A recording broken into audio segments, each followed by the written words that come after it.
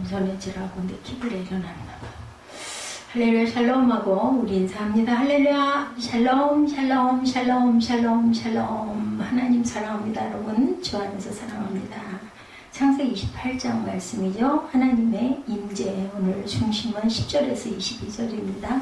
1절부터 끝까지 22절까지 다 교독을 했어요. 28장에서 조금 중요한 구절들 잠깐 보고 가도록 하죠. 뭐라 그래요? 1절에 보니까는 야곱이, 이삭이 야곱에게 말하죠. 이제는 이제 포기를 했어요. 축복을 잘못했는데, 어쨌든 야곱이 장자의 축복을 다 받았는데, 이제 포기를 하죠.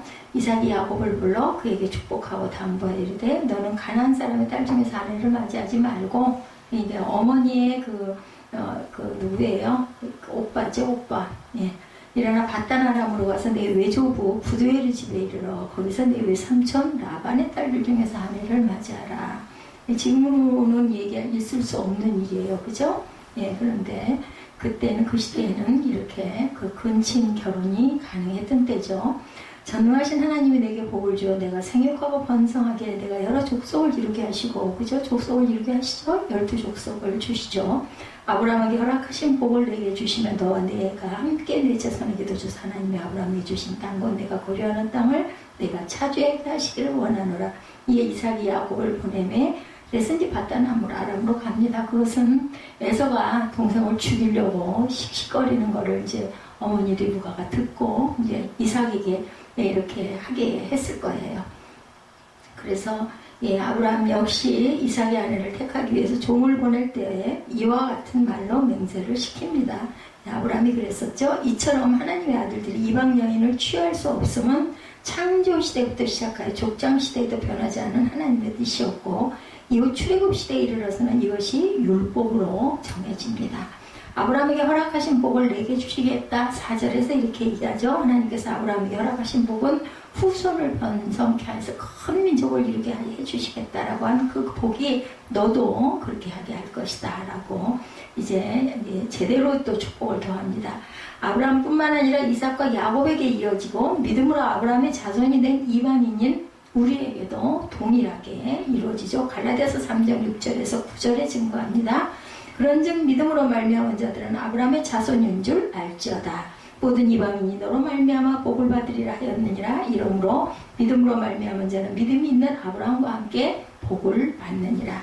야훼께서 과연 여기 계시거늘 이것은 다름 아닌 하나님의 집이다. 28장 16, 7절이죠. 이 말씀은 우리 교회가 세워지는 기틀이 됐던 말씀입니다. 그런데 창립의 주년이 있는 5월달 일주일 정도 남겨놓은 이 시기에 또 이 말씀을 또 증거하게 돼서 저는 정말 감개가 무량했습니다. 이걸 맞춰도 이렇게 맞출 수는 없을 것 같아요. 하나님의 성령이 항상 제게 이렇게 해서 깨달음을 주시더라고요. 어떤 귀중한 때에는 꼭 보면은 그런 말씀을 주시고 기억나게 하십니다. 베델은 하나님의 집이라는 뜻입니다. 그래서 하나님의 집이 세워지죠. 새생명교회가 처음에는 엘베델, 다시 만난, 다시 주님의 얼굴을 구한 그런 하나님의 집이라는 뜻을 갖고 있어서 저희 교회 현판이 뒤쪽은 엘베델 교회로 세워져 있었어요. 이름이 너무 어렵지 않을까 해가지고 이름을 또 다시 바꿨었죠.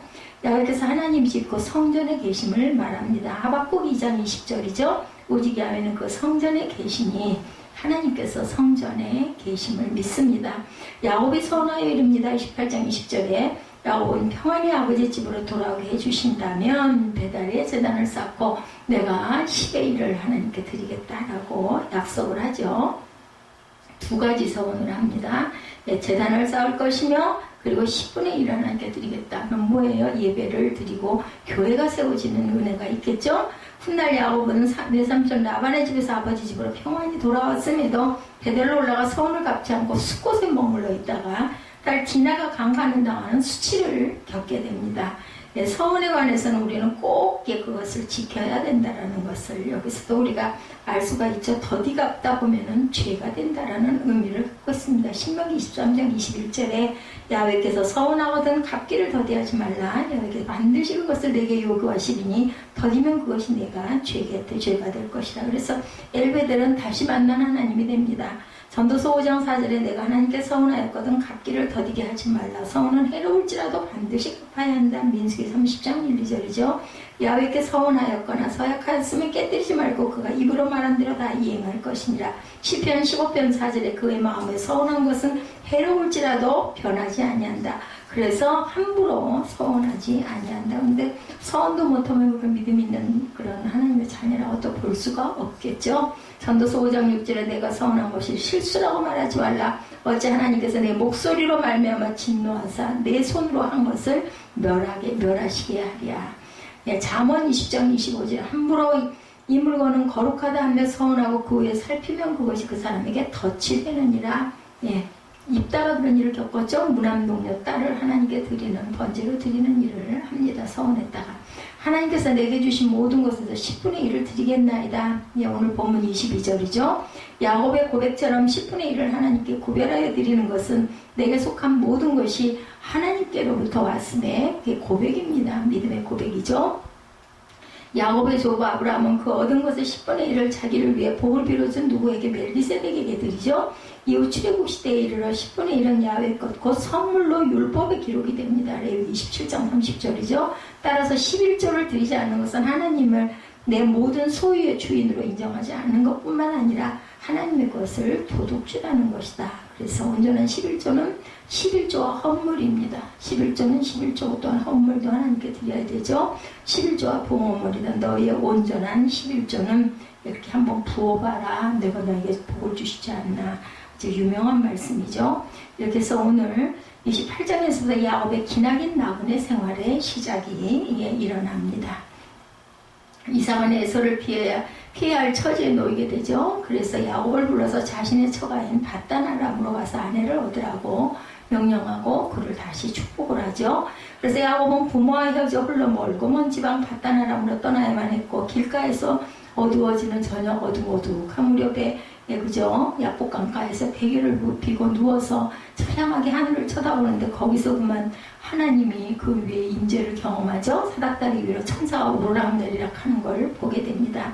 형을 속이고 간사한 처신을 했던 응당의 대가로 유령의 길을 떠나게 됩니다. 어떻게 보면 꼭 무슨 유배가는 것 같은 그런 기분이었을 거예요. 야곱은 너무 가기 싫었겠죠. 그 낯선 곳을 찾아가야 된다는 게. 그래서 처량한 신세가 되고 온 야곱을 하나님께서 만나주시고 축복한 내용이 예언장에 기록되어 있습니다. 하란으로 도피하는 야곱에 대해서 1절에서 4절에 나타나 있죠. 이상은 야곱을 하란으로 보내자는 리브가의 의견, 창세기 27장 43절에 46절에 증거되어 있습니다. 동의하여서 야곱을 불러 부탁과 축복의 말을 전합니다.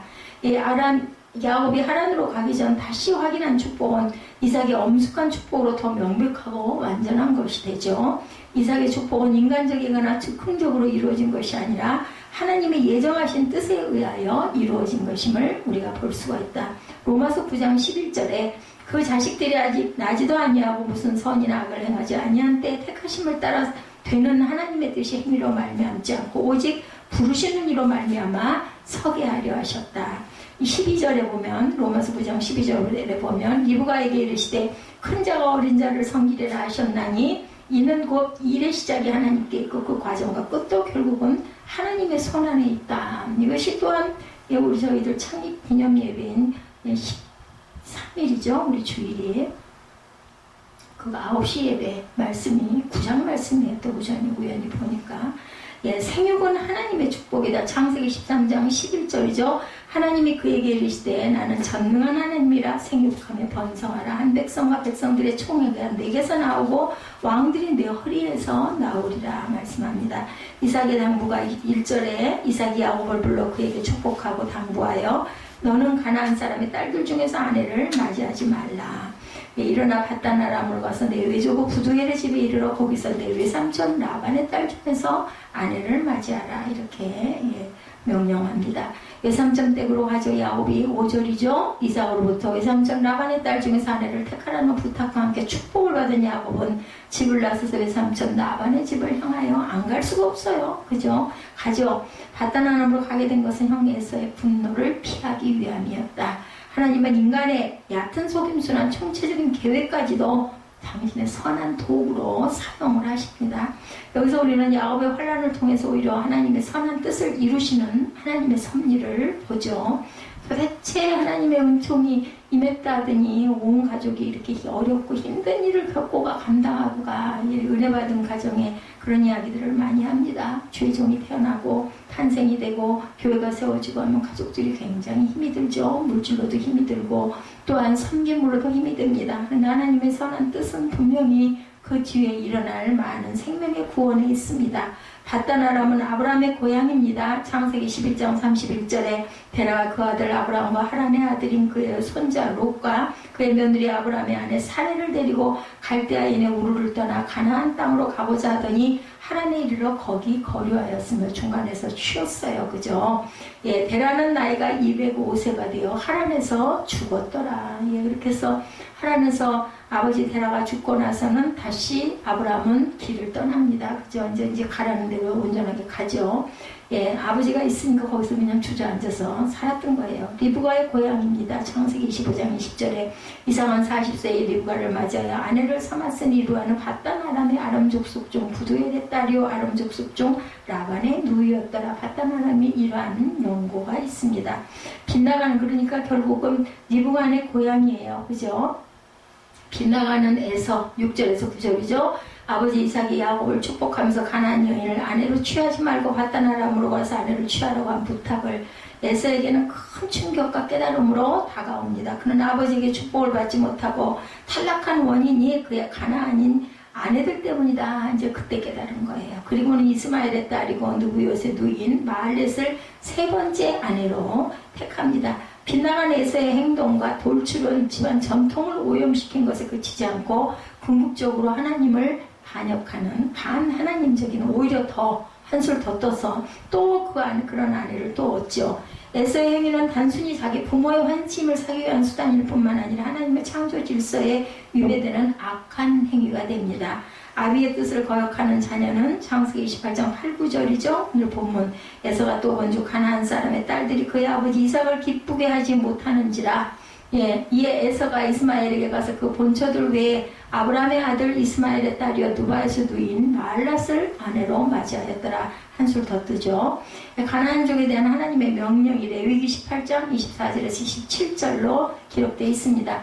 너희는 이 모든 일로 스스로 더럽히지 말라. 내가 너희 앞에서 쫓아내는 족속들이 이 모든 일로 말미암아 더러워졌고 그 땅도 더러워졌으므로 내가 그 악으로 말미암아 벌하고 그 땅도 스스로 그 주민을 토하여 내느니라. 그러므로 너희 곧 너희의 동족이나 혹은 너희 중에 거류하는 거류민이나 내 규례와 내 법들을 지키고 이런 가증한 일에 하나라도 행하지 말라. 너희가 전에 있던 그 땅 주민이 이 모든 가증한 일을 행하였고 그 땅도 더러워졌느니라. 가증한 일을 거기서 행하면 그 땅도 더러워집니다. 베델의 체험이 있습니다. 베델의 이름 이외에 예, 그것은 얘 이름은 루스였다. 하나님의 얼굴을 구했다라는 뜻을 갖고 있다고 그러죠. 야곱은 아버지의 명령대로 아내를 얻기 위해 어머니가 조언한 대로 형 에서의 노염을 피하기 위해서 길을 떠났어요. 집을 떠나 의지할 곳이 없게 된 야곱은 부모가 지정해준 하란 땅으로 갈 수밖에 없습니다. 에서에게 쫓기는 몸으로 거의 뛰다시피 빈 몸으로 베델에 이르죠. 그러나 그는 인생에 있을 수 없는 종교적 체험을 이곳에서 합니다.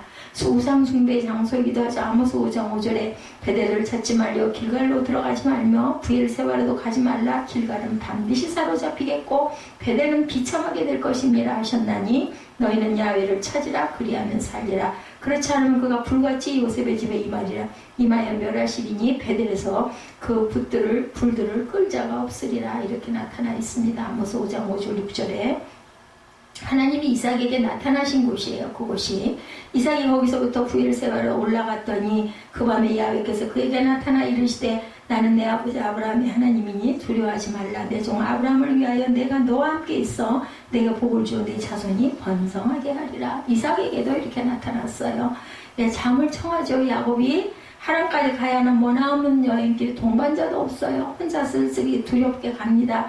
가기 싫은 길을 가니 얼마나 가기가 싫겠어요. 얼마나 멀겠어요. 베델에 이른 야곱은 날이 어두워지자 한 곳에 돌로 베개 삼아 들판에서 잠을 자면서 외롭고 슬픈 밤을 보냅니다. 11절에 이곳은 예루살렘으로부터 약 15km 북쪽에 위치한 지역으로 루스라고 불렸는데 야곱이 출발한 부엘세바에서 85km, 굉장히 먼 거리죠. 되는 거리입니다.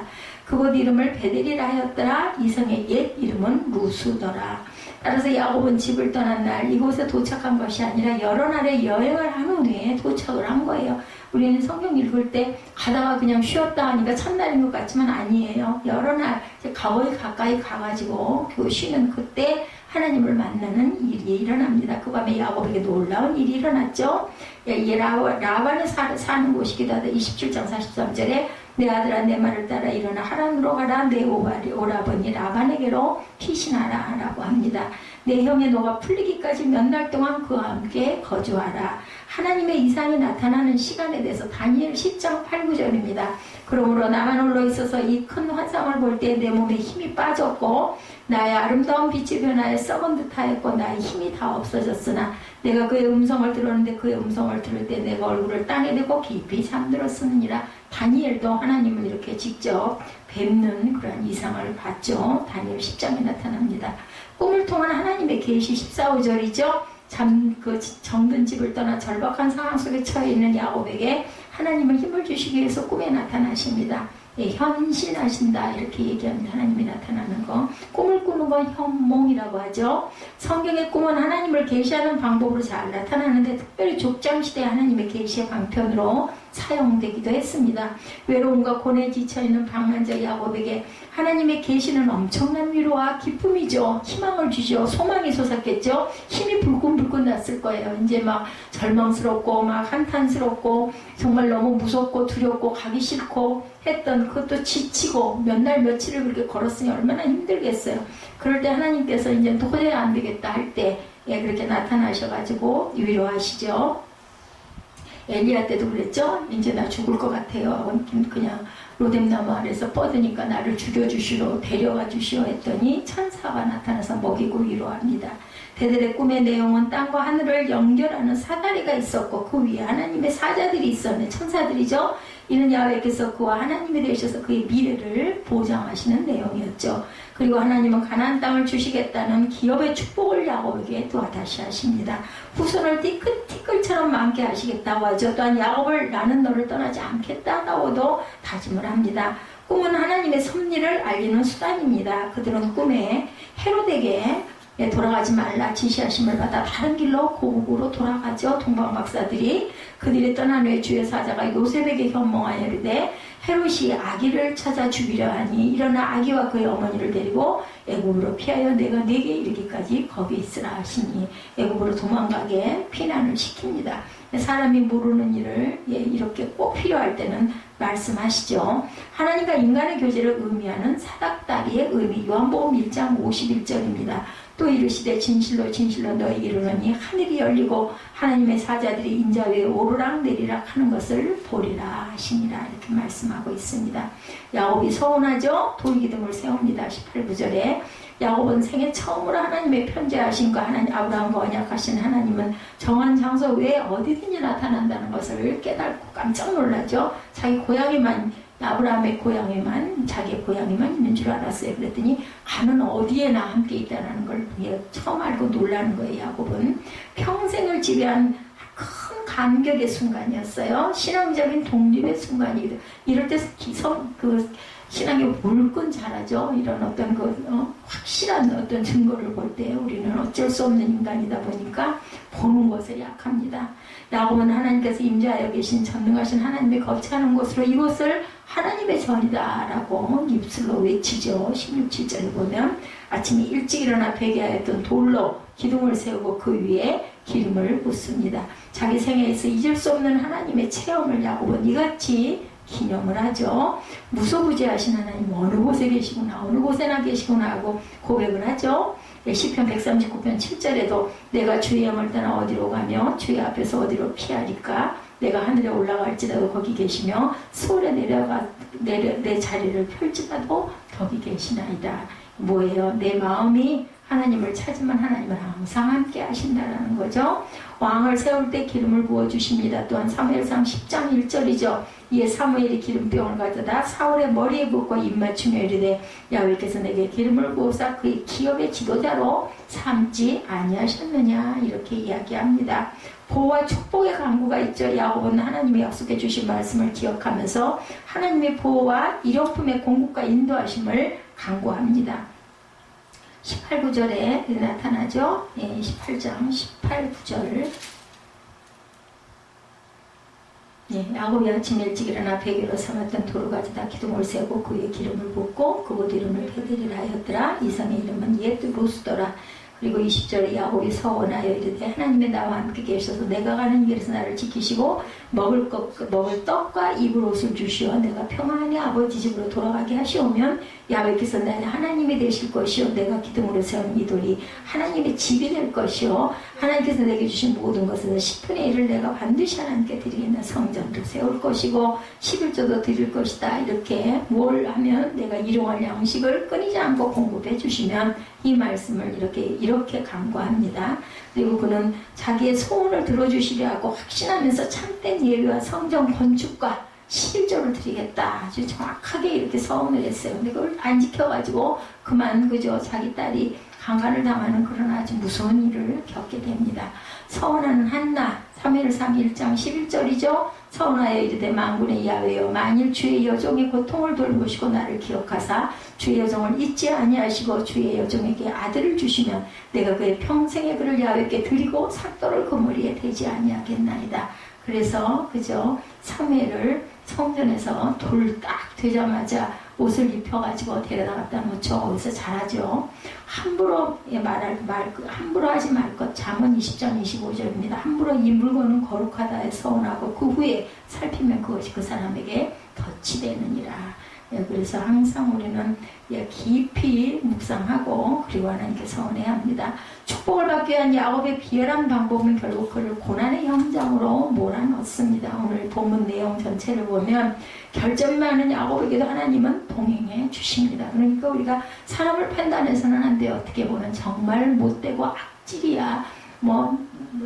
죽어라, 천벌을 받아 이런 말 절대로 하면 안 됩니다. 이런 악한 신성을 갖고 있어도 하나님께서는 하나를 보시는 거죠. 100가지 중에서 99가지가 못돼 처먹었어도 한 가지만 저거 만들면 뭐가 되겠다 이면은 붙드신다는. 그리고 또 그게 안 죽으려고 하나님은 찾아요. 하나님은 알아요. 그러면 그거 붙들어 주십니다. 왜냐하면 우리는 모두 다 그 본성 안에 악이 있고 본성 안에 탐욕이 있고 원죄가 있기 때문에 다 도낀 객낀 그놈이야. 다 못됐어. 못됐는데 그 중에 그래도 그 중에서도 제일 하나님께서 치시는 건 나를 알면, 나를 좀 부르고 나를 알고 나를 동경하는 마음이 있으면 아무리 나머지가 다 사악해도 붙드시고 축복을 하십니다.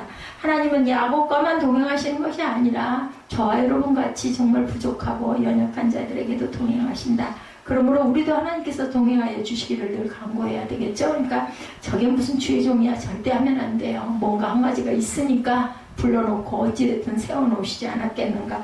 진짜 지옥 갈 것 같으니까 그렇게 세월에도 놔야 저거 구할 것 같으면 또 그런 방편으로도 세우시지 않겠나. 저는 제가 그렇다고 생각을 합니다. 왜냐하면 말씀을 이렇게 전하고 증거하면서 에쿠나 그렇구나 하고 어뜨거라 할 때가 너무나 많기 때문에 저는 하나님이 그래서 세워놓으셔. 듣는 것보다는 이렇게 떠드는 거를 네가 더 즐겨하지. 그러고 앞에다 세워놓으신 거예요. 그리고 막 죽으면 죽으리라고 어떻게든 온전하게 하려고 누구 말 맞다나 길을 쓰면서라도 그걸 끝까지 하려고 하는 그런 근성, 그걸 보신 게 아닐까. 절대 대충은 못하는 성격이다 보니까 죽어도 할 건 해야 되거든요. 그래서 하나님이 만나주셨다, 임재라는 뜻은 특별한 용어로 누미노제라고도 쓴다고 그래요. 누미노제. 그래서 성스러운 만남, 하나님을 경험한 성스러운 경험을 누미노제다라고 얘기하고 인카운터라고도 합니다. 하나님을 만났다, 하나님을 경험했다라고 하는 그런 의미로 오늘 예배 시간인 인카운터 시간이 돼야 되겠죠. 그리고 누미노제의 시간이 될 줄로 믿습니다. 동봉아 오늘 봉독한 말씀 속에 배경에 야곱이라는 사람 우리가 너무 잘 아는 내용이에요. 옛날 이야기 같아요. 이 이야기는 구약의 창세기에 나온 족장 가운데 아브라함, 이삭, 야곱, 요셉 이런 사람들은 정말 뭐 초등학교 때부터 유치부 때부터 알고 얼마나 성화를 많이 보고 성국도 많이 했습니다. 예, 그런 족장입니다. 믿음의 족장들이죠. 특별히 야곱은 형과의 관계 속에서 야곱을 죽이려고 하는 그런 상황까지 갑니다. 축복을 뺏었기 때문에 그 축복이 우리가 생각하기에는 막 돈이나 보석이나 물질이나 이런 것이 이런 걸 뺏기면 우리는 막 잡아먹을 것 같이 할 것 같은데 여기서는 영적인 축복 뺏어간 것 때문에 이렇게 싸움을 해요. 그죠? 27장 바로 앞장에 보면 형 에서가 대단히 화를 내고 분노하고 야곱을 죽이겠다고 하죠. 그래서 부모들이 걱정이 되고 형제간에 불화가 생기고 형이 동생을 죽이려고 하니까 부부가 이제는 합동작전을 펴는 거예요. 너무나 재밌는 얘기는 부부가 죽일 듯이 싸워요. 잡아먹을 듯이 정말 보면은 뭐 전쟁의 원수들이 부부가 된다는 말이 맞는 것처럼 싸우는데 그 싸움을 단칼에 끝나게 하는 방법 뭔지 아세요, 여러분? 예, 애가 밖에서 얻어맞고 들어오면은 부부싸움 그 시간으로 그냥 휴전 말할 필요도 없이 뭐 조금 이따 따져 이런 것도 필요 없어. 누가 그랬어? 왜 그랬어? 왜 맞고 왔어? 어떤 놈이야? 하고 둘 다 팔고 더 붙이고 달겨든다고 그러죠. 언제 싸우냐는 듯이 이제 합동작전을 펼치는 것처럼 여기도 지금 그런 사건이 일어났어요. 이거 아들 하나가 죽게 생겼어. 형이 막 죽이려고 그런 거. 이것도 동생이 잘못했으니까. 그러다 보니까 리브가가 이제는 아주 그냥 어쩔 수가 없으니까 이삭을 막 설득을 시키는 거죠. 이러다가 저 큰 놈이 작은 놈 때려 죽이면 어떡해. 저거 피신시켜야 되니까 당신 축복 잘못한 거니까 축복해서 얼른 달래갖고 보내. 이제 이렇게 된 거예요. 그러니까 어찌할 수 없이 이삭이 말을 듣는 거죠. 또 이삭은 또 정말 일편단심 민들레였어요. 그 많은 역대 그 성경에 나온 모든 사람들 중에서 한 아내와 끝까지 그 후처를 두지 않고 첩을 두지 않고 지낸 사람은 이삭 한 사람밖에 없고, 그리고 또한 아브라함을 극진히 성경 효도 때문에 180년이란 가장 긴 명을 가진 그렇게 산 그러한 그 이삭, 그 축복을 장수의 축복을 받았죠. 그러면서도 또 다른 목적은 어떤 일들이 꼭 한 가지 목적만 있는 것은 아니죠.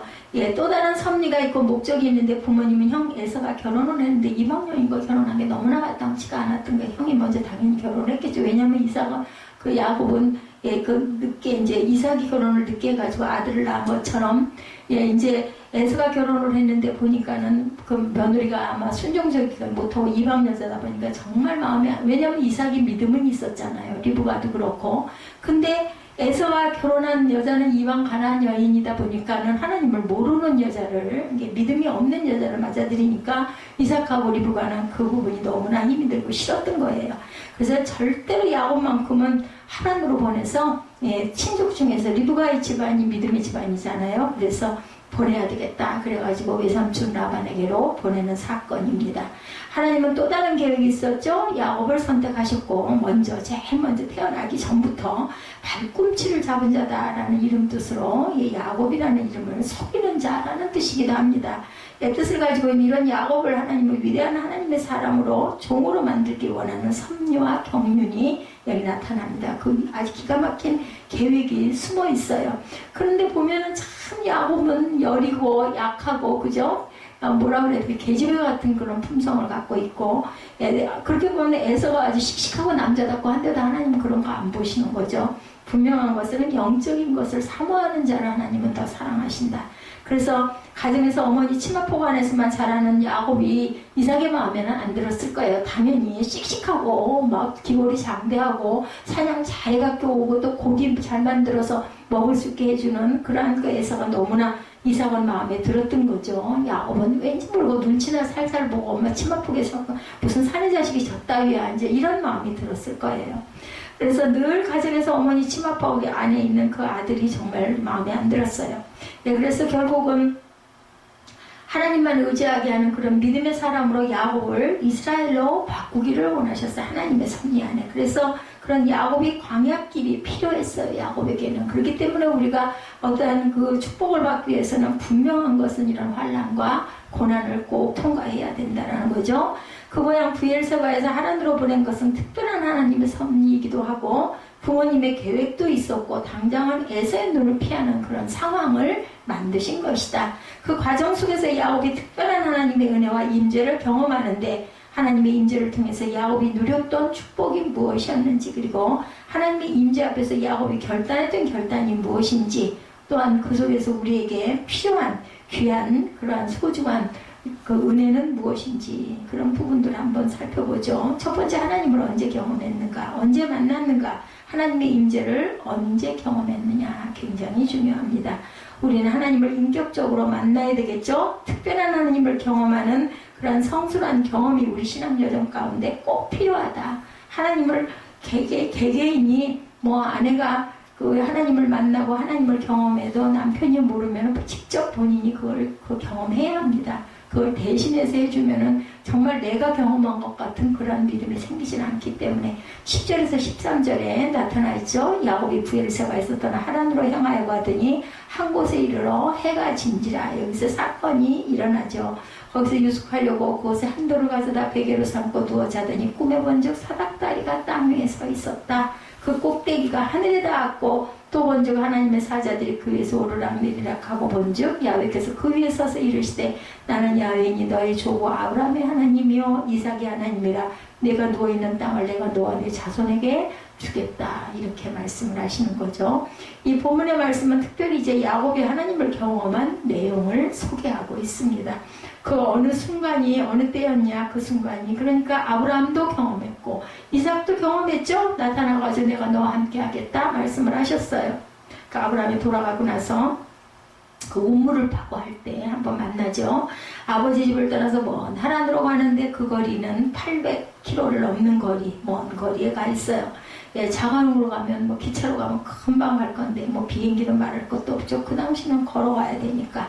광야는 길이 나 있는 것도 아니고 사막을 지나가는 그러한 아직 길입니다. 잘못하면 죽죠. 낮에는 뜨거운 태양열이 내리쬐고 그늘도 전혀 없습니다. 밤이 되면 사나운 짐승 소리가 들려오면 얼마나 무서웠겠어요. 어느 길에 또 강도가 숨어 있을지 알 수 없는 그런 길이었습니다. 그 길을 광야라고 표현하죠. 외롭게 걸어가는 길, 무서움과 두려움이 있는 그런 길. 아마 낮 시간보다도 밤 시간이 더 무섭겠죠. 밤은 또 기가 막히게 춥다 그러죠. 먹을 것도 없고 배가 고픕니다. 정말로 거지 세 가지가 그렇다면서 춥고 배고프고, 그러면은 거지라면서요. 입은 것도 허술하고 혼자 가야 되는 길. 그러니 베개가 어딨어. 그래도 돌을 또 베기는 했어요. 습관은 있어가지고. 하늘을 바라보니까 하늘에는 무수한 별이 떠 있어요. 아마 그 별을 세다가 잠이 들고 그런 밤, 외롭고 쓸쓸한 그 길이 바로 광야길에 하나님이 나타나시죠. 구세주예요. 구세주. 이게 바로 구세주죠. 신명기 8장 2, 3절에 보니까 하나님께서 이스라엘 백성들을 광야의 길로 걷게 하시는 것, 광야의 길로 걷게 하시는 이유는 분명히 있는데 그것은 왜 낮추시고 겸손하게 만들려고 하나님은 하나님의 말씀이 순종하고 말씀을 지키는지 안 지키는지 보시려고 순종하도록 하기 위해서 광야길을 걷게 하신다. 그래서 우리가 지금 광야를 가고 있죠. 무엇보다도 하나님만 의지하고 하나님만 바라볼 수 있도록 광야 이스라엘 백성의 40년의 여정 가운데 어떻게 했어요? 낮에는 구름기도 밤에는 불기둥으로 인도해 주십니다. 그래도 그냥 내버려 두지는 않아요. 이끄심이 있죠. 그 인도함에 없이는 광야길을 갈 수가 없어. 죽어요. 1세대들이 그러지 않아도 여기서 죽었지만 어찌됐든 간에 2세대들을 낳고 죽었죠. 그래서 1세대는 죽었어도 2세대들은 또 그대로 또 자라가게 하십니다. 그러니까 오직 하나님을 바라보고 하나님을 의지할 수밖에 없는 길을 만들어 놓으셨다. 밤하늘의 무수한 별을 바라보면서 야곱의 마음속에 하나님을 찾고 하나님을 의지하는 소중한 저와 여러분 같으면 안 그러겠어요? 아마 그냥 수천 번도 찾고 얼마나 울었겠어요. 같으면 아마 엉엉 울다 잠이 들었을 것 같아요. 그때 하나님이 찾아오셔서 만나주시니 얼마나 반갑고 얼마나 감사했을까요? 그죠? 그 가운데 광야길을 걷고 있는 저와 여러분들, 때로는 질병이 찾아오기도 하죠. 그 질병으로 인해서 광야길을 걸을 때도 있습니다. 바울이 저런 일이 있을 줄 그 전날 알았겠어요? 버럭버럭 성질내고 할 때는 아무 생각이 없죠. 지잘나는 줄 알고 소리 지르는데 아픈 데는 장사가 없다고 그래요. 아파 죽겠으니까 잠을 못 자니까 사람이 죽을 것 같으니까 아이고 나 죽겠네 소리가 절로 나오죠. 가정에 어떤 어려운 문제를 만나고 부부간이 싸우고 또한 자녀의 문제로 인하여 가슴이 답답하고 그런 어려운 일 때문에 눈물을 흘리며 광야길을 걷고 있는 광야와 같은 삶을 사는 또 직장의 어려움, 직장 어디라고 그랬죠? 이름도 잊어버려서 그 회사 그 사장님 같이 무슨 말하면 완전히 패닉 상태가 돼갖고 허허 묻는 도대체 어쩌려고 저러나 할 말이 없으니까 웃어야지 뭐 남자가 울겠어요. 그러니까 웃겠죠. 물질 때문에 경제적인 문제 때문에 직장에서 아니면 사업장에서 당하는 어려움 때문에 눈물을 흘리면서 걸어야 하는 사람이 지금 이 순간에도 어마어마하게 많은 거예요. 그 길이 바로 각각 개개인의 광야길입니다. 광야의 그 길에 하나님의 자녀들, 하나님의 백성들을 홀로 두지 않으시고 주님은 찾아오신다. 그러니 믿음이 없고 믿는 게 없으면 얼마나 더 외롭고 기가 막히고 깜깜한 암흑일까. 우리는 하나님의 은혜를 알지 않습니까? 죽이시겠어? 하나님 지키시겠지, 살리시겠지. 할 수 있는 거는 기도밖에 없으니 어쩌겠어. 기도해야지. 사람이 해야 할 건 사람이 해야 되지만 해도 안 되는 건 어쩔 수가 없는 거 아닐까 싶습니다. 야곱이 잠들어 있는 그곳에 꿈꾸고 있는 그곳에 주님이 찾아오시죠. 야곱에는 이제 하나님 문이 열렸어요. 사닥다리가 세워지고 천사들이 사닥다리를 통해서 오르락내리락 하고 그리고 그 꼭대기에 하나님의 음성이 들립니다. 나는 야훼 하나님이다. 너희 조 아브라함의 하나님이고 이삭의 하나님이다. 바로 나는 너의 하나님이라고 하는 그 말씀. 그러면서 많은 약속을 해주시는 거예요. 얼마나 감사하고 얼마나 기뻤을까요? 하나님을 경험하는 것은 특별한 하나님의 신령한 것들, 요한이 보았던 특별한 영적 세계를 보고서 요한계시록을 기록하죠. 특별한 경험, 특별한 음성. 우리가 절망하고 낭망할 때 하나님께서 주시는 그 음성이 우리를 생명을 소생하게 하십니다. 저도 하나님의 은혜를 입으니까 교회가 세워지잖아요. 주변 많은 사람들이 모두 다 목사가 돼도 절대로 아닐 것 같았다라는 이런 사람. 그러니까 사람이 볼 때 절대 아닐 것 같은 사람이 하나님은 꼭 그 붙들어서 하나님 보면 참 어떻게 보면 좀 성격도 묘하신 것 같아. 될 성 부른 나무가 아닌 안 될 성 부른 나무를 붙드시는 거예요. 그러니까 될 성 부른 일은 누가 해요? 사람이 하는 거고 안 되게 생긴 거를 만드시는 건 불가능이 없는 하나님이 하신다. 그래서 거꾸로 보면 돼요. 그래서 누구예요? 요셉도 보면은 그 많은 형제들 다 놔두고도 결국은 말제 또 다윗도 그런 일들이 일어나죠. 두려워하지 말라 내가 너와 함께니라 놀라지 말라 나는 내 하나님이 됨이니라. 이사야 41장 10절 말씀이죠. 내가 너를 굳세게 하리라. 참 너를 도와주리라. 아니 도와준다는데 얼마나 감사해요. 해주겠다라는데 그죠? 무슨 말은 안 듣겠어요. 이렇게 해주시는데 참으로 나의 의로운 오른손으로 너를 붙들어 주시겠대요. 오른손으로. 그런 주님의 음성이 우리 심령 가운데 들려오는 것. 이 특별한 경험이에요. 아무나 있는 건 아니에요. 절대로. 근데 있다는 거죠. 분명히 이런 경험들을. 저도 이런 경험을 했기 때문에 지금 이 자리에 기적같이 서 있습니다. 하나님을 만나는 소중한 순간이 바로 광야에서 이루어진다라는 것. 그 광야 때, 광야길을 걷고 있을 때 우리가 그 광야의 길에서 절망하지 않고 낙심하지 않는 것은 하나님이 우리와 함께 하시기 때문에 뭔가 소망이 없으면 죽을 생각밖에 안 나잖아요. 밥이 먹고 싶겠어요? 소망이 없는데 뭐하러 일어나서 세수는 하고 머리는 빗어요? 소망이 없는데 그럼 완전히 폐인이 되는 거고 결국은 생명을 잃어버리죠. 그래서 암이 중요한 게 아니라 절망하는 게 중요하다고 그러죠. 포기하는 것이 암은 아주 춤을 추는 거죠. 그렇게 되면 암세포는 새로운 하나님의 은혜를 경험하게 하고 하나님을 만나게 하는 그것 때문에 우리는 다시 일어납니다. 성경에는 하나님을 만나는 많은 예들이 있습니다. 모세도 출애굽기 3장에 보면 광야에서 어땠어요? 떨기나무 불꽃 가운데서 하나님의 음성을 듣죠. 임재를 봅니다. 열왕기상 3장에 보면 솔로몬이 하나님을 만나는 내용이 또한 소개되어 있습니다. 왕이 되어서 하나님께 너무 감사하죠. 솔로몬은. 그리고 하나님을 사랑하고 다윗의 법도를 따르면서 1000번째를 그렇게 큰 잔치가 없었다고 그러죠. 1000마리를 잡는 1000번째. 왕이 되었으니 얼마나 분주하고 바빴겠습니까? 1000마리, 2000마리지 1000마리의 소를 잡으면 얼마나 대단했을까요? 먼저 그 우선순위를 하나님께로 정성을 다해서 온 마음을 다해서 하나님 앞에 1000번째를 드렸는데 그날 밤에 하나님이 찾아오셨어요. 받으신 거죠. 그리고 말씀합니다. 솔로몬아 너는 내가 구하라 내가 이루어줄 것이다. 그랬더니 솔로몬이 어린 나이에 왕이 되었는데 하나님의 백성을 내가 다스리는데 재판을 다 잘할 수 있도록 듣는 마음, 지혜로운 마음을 주시옵소서. 이렇게 지혜로운 기도를 하면 무력이 전혀 없죠. 그죠? 그랬더니 하나님이 구하는 것까지도 마음에 너무너무 들었어요. 내가 세상에 부귀 영화를 구하지 않고 지혜를 구하고 있구나. 너에게 지혜를 주노라. 총명을 주노라. 거기에 더해서 부귀도 주노라. 영광도 주노라. 이렇게 말씀합니다. 구하지 아니한 것까지도 하나님이 주셨어요. 뭐가 필요한지는 아시기 때문이에요. 그렇기 때문에 그래서 우리가 중보를 하면은 내 것은 자동으로 채워주신다라는 거죠. 예배를 통해서 하나님을 만나는 순간, 그죠? 구하지 아니할 것까지 다 주시는 하나님 기뻐하고 감사할 수밖에 없죠. 열왕기상 9장 말씀에도 보면 솔로몬이 하나님을 만나는 이야기가 또다시 나옵니다. 첫 번째 나타났던 그 하나님이 다시 나타났는데 그때는 솔로몬이 성전을 건축하고 하나님께 봉헌하는데 하나님이 두 번째 임재하십니다. 주님은 말씀하시죠. 내가 이 성전을 거룩하게 구별하겠다. 영원히 내 이름을 이곳에 두겠다. 내 눈길과 내 마음이 항상 여기에 있다. 너의 왕위를 견고하게 할 것이고 너의 후손을 통해서 계속 왕이 나오게 해줄 거다. 이렇게 약속을 해주셨어요. 열왕기상 9장에 보면. 그 순간이 바로 솔로몬이 교회를 사랑하는 때였다라는 거예요. 예배를 다 열심히 드릴 때, 제단을 드릴 때, 성전을 사랑하고 성전을 건축하고 하나님께 봉헌할 때 이러한 임재가 있었습니다.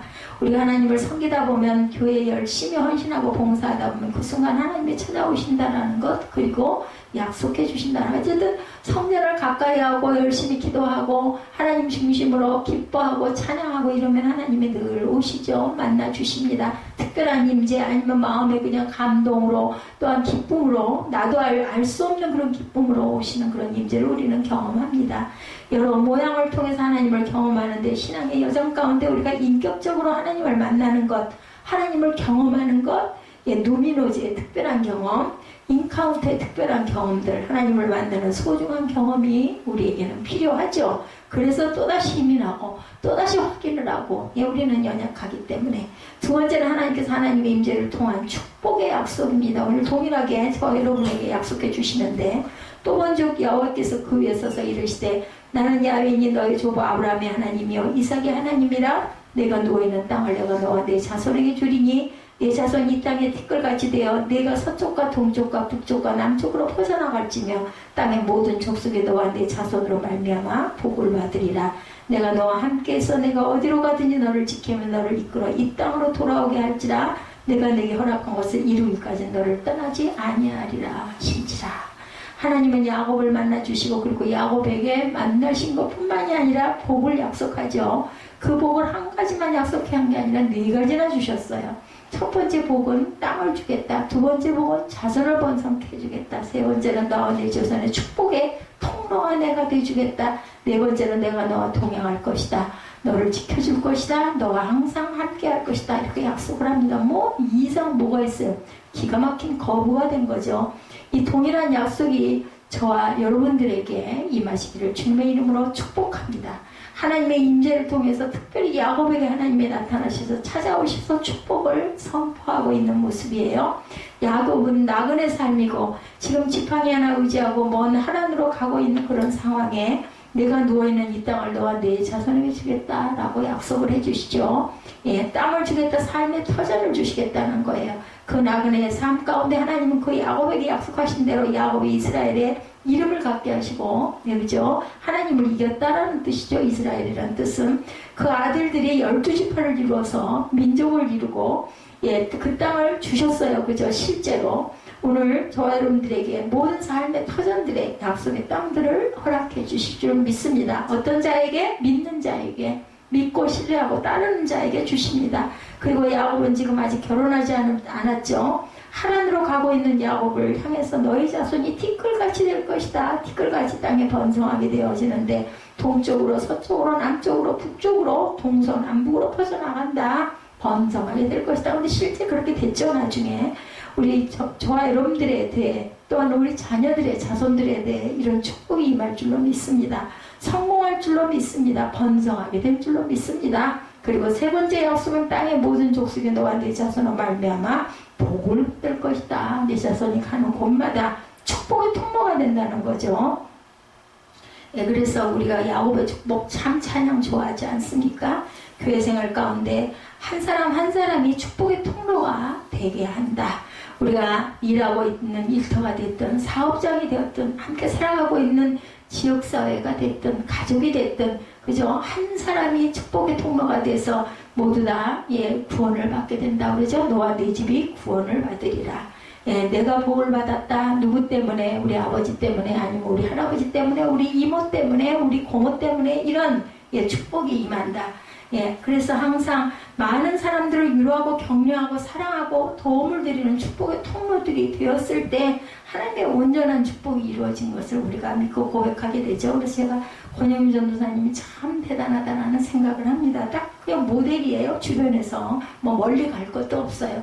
그 온 가족이 그렇게 축복을 받고 예수 안 믿는 가정이었어요. 근데 시어머니 한 사람이 구원이 되고 나니까 신우들이 또 많아가지고 구원이 되다 보니까 그 신우의 남편이 그 파주 순복음교회 그 목사님이잖아요. 안 믿는 아들이었는데 예수를 믿게 되고 다행히 또 그 신우가 또 피아노를 치는 피아노과를 나온 사람이다 보니까 교회에서 그 교회가 세워졌을 때 아내가 반주를 하고 그렇게 해서 교회가 일어서게 되죠. 내가 돌아올 때까지 내가 하고자 하는 뜻을 다 이루기까지 나는 너를 결코 떠나지 아니한다. 동행의 약속을 합니다. 날마다 순간마다 하나님이 저와 여러분과 동행한다면 뭘 걱정할 일이 있겠어요? 겁날 게 뭐가 있겠어요? 뭐 누가 사람이 어떻게 하든지 말든지 이건 무슨 오늘 원무 팀장님이 해가지고 응급실로 들어가게 되기 때문에 응급료 6만 원을 내야 된다고 간호사가 그 정바울 전도사한테 와가지고 많이 아프시지 않으면 내일 낮에 오시는 게 어떻습니까? 하고 얘기를 했다고 전화가 왔더라. 하여튼 전화를 오늘 10대 통을 했어요. 거기 가기까지 내가 몸은 앉아 있었지만 실제로 간 것보다 더 번잡스럽게 아주 쉬지를 못했어 오늘 종일. 그래가지고는 카톡으로 얘기를 했죠. 전화를 또 못하고 왜냐면 퇴근을 했는데 또 무슨 상황일지도 모르는데 근데 바로 답이 왔더라고요. 지금 막 연락 받았고 그냥 그거 상관없이 입원시켜드리라고 얘기했으니까 걱정 말고 입원하시라고 그러라고 그런 거 추가 비용 같은 거 없이 해주시겠다. 또 그런 거 얼마나 좋아해요. 막 너무너무 좋아하더니 나중에 카톡으로 원무팀에서 그냥 얼마나 정중하게 해서 해주는지만 너무너무 고마웠다고 그렇게 인사를 해왔더라고요. 제가 다른 얘기 안 했어요. 그게 바로 힘입니다. 그냥 딱 그 말했죠. 그리고 오늘 무조건 잘 주무시라고 그렇게 해드린 거니까 오늘 아무 생각 말고 이틀 동안 잠 밤에 못 잤더니 링고 맞으면서 편하게 꼭 주무셔야 된다고. 그렇게 마음이 기쁘고 뿌듯할 수가 없더라고요. 뭐 제가 무슨 힘이 있습니까? 근데 그 계기로 인하여서 그 탁병원만은 무슨 일이 있을 때 그냥 나 하나도 그런데 그냥 아들도 그러더니 이제는 그 믿게 보는 그 남자까지도 거기 가가지고 또 그렇게 신세를 지게 돼서 그러니 그 원무팀장이 참 그 병원에서 꽤나 자리가 참 대단하고 또 얼마나 성실하고 열심히 있는 사람이면 또 모든 사람들이 그렇게 도와주나 하는 생각이 참 너무 기쁘고 뿌듯했습니다. 세 번째는 야곱이 하나님의 임재 가운데 놀라운 하나님의 복을 받고 이제는 결단을 하죠. 결단 안 하겠어요? 이렇게 축복을 해주시겠다고 하는데 아니 염치가 있지 어떻게 그냥 앉아서 그것만 받겠냐고요. 서원을 하죠. 서원 결단이죠. 하나님께 약속하는 겁니다. 지나온 삶을 돌아보았을 때 모든 것이 하나님의 은혜였습니다. 나는 몰랐는데 제 고백이기도 합니다. 특별히 광야길에서 어마어마한 하나님의 약속을 받는 거죠. 정말 죽을 것 같고 깜깜하고 정말 절망스러운 그 순간에 하나님께서 내가 누워있는 땅도 주고 동서남북으로 내 자손들이 퍼져나갈 것이고 축복의 통로가 될 것이고 나는 너와 동행할 것이고 내가 너를 지켜줄 것이고 다 이르기까지 내가 너랑 항상 함께 할 거다 하니까는 세 가지 서원을 하죠. 하나님은 나의 하나님이 될 것입니다. 내가 그 말씀을 믿습니다. 그래서 우리가 아멘이 중요합니다. 나의 가는 길에 동행해 주시고 지켜주시고 무사히 돌아오도록 지켜주실 줄로 믿습니다. 저는 오직 하나님만 섬기고 하나님만 의지하겠습니다. 20절에서 22절에 이렇게 나타나죠. 야곱이 서원하여 이르되 하나님이 나와 함께 계셔서 내가 가는 이 길에서 나를 지키시고 먹을 떡과 입을 옷을 주시고 그러니까 여기도 보면 먹고 입을 것 분명히 딱 지명해서 얘기하지 않아요? 평안히 내가 갔다가 돌아오게 하시면 목적한 것을 다 이루고 돌아오게 하시면 하나님께서 나의 하나님이 되실 것이고 내가 기둥으로 세운 이 돌이 하나님의 집이 될 것이고 성전도 봉헌할 것이고 오늘날로 보면 하나님께서 내게 주신 모든 것에서 10분의 1을 내가 반드시 하나님께 드리겠나이다. 11조를 섬기겠나이다. 야곱이 서원에서 결단합니다. 하나님께 약속합니다. 하나님은 야곱의 축복을 약속하고 야곱은 하나님께 헌신을 결단합니다. 그러니까 그저 기브 앤 테이크예요. 하나님이 주시는데 어떻게 우리가 하나도 안 드리겠어요. 얌체같이 받아먹고만 있으면 안 되는 거죠. 그 가운데 하나님은 나의 하나님이 되시고 오직 하나님만 믿고 하나님만 섬기겠습니다. 다른 우상은 일체의 제게는 없습니다. 세상에 우상으로 가득하 있지만 나와 내 집은 오직 야훼 하나님만 섬기겠습니다. 하나님만 내 하나님이십니다. 이렇게 고백합니다. 그런 저와 여러분이 되셔야 되겠죠? 두 번째 고백은 내가 기둥으로 세운 이 돌이 하나님의 집이 될 것입니다. 이런 서원입니다. 돌을 세워 거기에 기름을 붓고 하나님께 제사를 드리는데 바로 이 돌이 하나님의 집이 될 것이다. 하나님 그게 뭐예요? 내가 베고 누워서 잔 그 베개예요. 베개. 그거를 갖다가 기둥으로 세운 거죠. 그래서 여기에 교회를 세울 것입니다. 성전을 세울 것입니다. 예수님 모시고 살아가는 모든 사람이 거룩한 성전으로 되어지는 순간입니다. 우리 몸이 모두 다 거룩한 움직이는 그죠? 예, 성전들이죠. 하나님이 주님의 피값으로 세워주신 주님의 몸된 교회를 우리 성전들이 모여서 하나의 귀한 공동체를 만들고 하나님께 예배하는 예배 공동체가 될 것입니다. 찬양의 공동체가 될 것입니다. 이게 바로 서원인 거죠. 우리의 서원입니다. 그렇게 교회가 함께 섬겨 나갈 때 오늘 이 돌이 아버지의 집이 돌이 될 것이다. 아버지 집으로 세워가겠다라는 서원입니다. 교회를 섬기고 교회를 사랑하고 교회를 위해서 헌신하는 많은 분들이 하나님의 기적의 은혜를 다들 경험합니다. 그리고 그와 그의 자손들이 복을 누리는 것을 보게 되죠. 오늘 그런 축복의 주인공들이 되시기를 주님의 이름으로 축복합니다. 세 번째 결단은 내게 주신 모든 것에서 10의 1을 반드시 하나님께 드리겠습니다. 결단입니다. 야곱은 하란으로 가는 그 길에 오직 지팡이 하나 들고 가는 거지예요. 거지 같은 신세였는데 재산이라고는 지팡이 한 개밖에 없었는데 20년 동안 하란 생활하고 돌아올 때 하나님께서 약속대로 복을 주시죠. 그 꿈도 그렇게 결단해서 야곱도 서원에 돌아올 때는 거부가 돼서 돌아옵니다. 약속이 그대로 이루어집니다. 또 그 대신 야곱은 뭐 했어요? 정말 열심히 일했어요. 그죠? 예, 3배나 일을 많이 했죠. 7년이 3번이 거듭되죠.